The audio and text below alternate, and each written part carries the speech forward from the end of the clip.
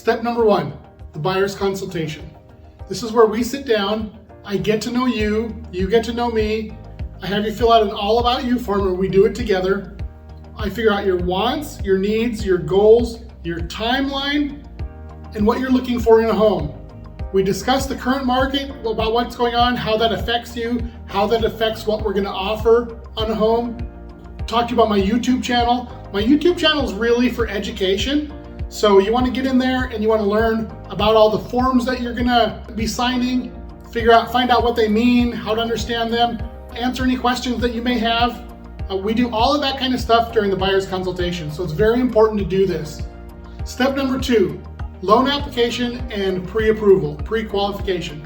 Okay, this is a very important step of the process. Okay, we need to find out how much of a home you qualify for a few reasons. First of all, the last thing we want to do is go out and look for a home, find a $600,000 home, and then later find out you only qualify for $575,000. Nobody wants to be in that position. You don't want to find your dream home and then also a week later find out you can't afford it. Okay, nobody wants to do that. Another reason is because in Arizona, in our contract, the pre-qualification needs to be submitted with it for the offer for it to be accepted, in order for it to be complete. Those two reasons, that step is extremely important, and it's super important to do it early. Step number 3, once you've been pre-qualified, we're going to start looking for houses. Okay, this is when you get to go out and you get to window shop the market, find a house that you want to make an offer on. Once you make the offer, we write a contract. Again, all of the forms are in my YouTube channel, and you can go on there and learn all about them. Ask me any questions you want as we go through them. We'll write that contract. I'll write that contract up for you, and I'll send it to you to e-sign. And it's really that simple. And once we get that offer accepted, we move on to the next steps. Okay, step number 4 comes right after we get an accepted contract. It is earnest money. The title company will be reaching out to you to get the earnest money, whatever we put in the contract. It typically is 1%. We also do inspections reports, and that includes home inspection, if we need a roof inspection, anything like that, termite inspection, all of those kinds of things. And then we ask for necessary repairs. Okay, step number 5. This is right after the inspections.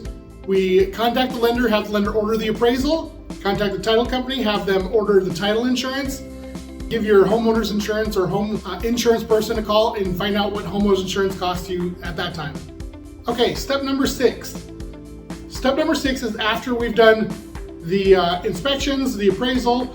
We're kind of at a quiet period, you and I, except for anything the lender wants. The lender kind of takes it from there.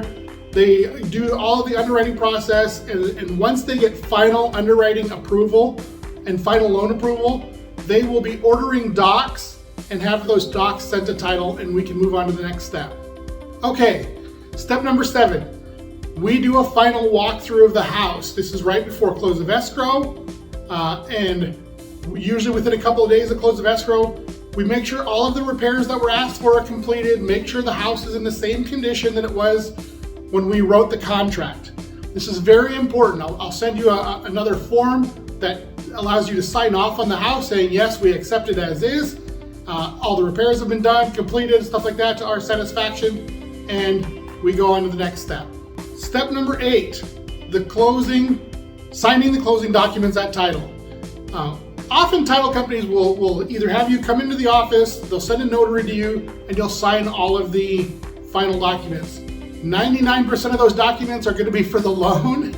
So start exercising that risk now, practicing up a little bit, because that stack of papers can be about that thick. It does take a little while to get through it. If you have any questions, definitely be available. If you're signing at the title company, I like to attend those just in case you do have questions.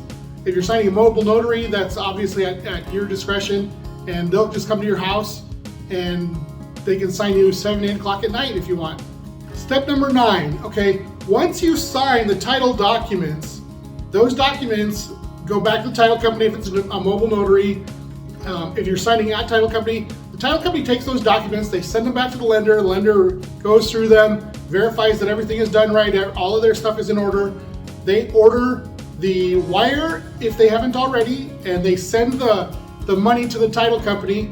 Now, signing the documents doesn't always happen the same day as close of escrow. In fact, most of the time, it's a day or two before, sometimes 3 days before, but it's almost never the same day we close and fund. So anyway, so the lender will fund the loan, the title company will disperse those funds, and they'll send the documents to the county recorders to be recorded.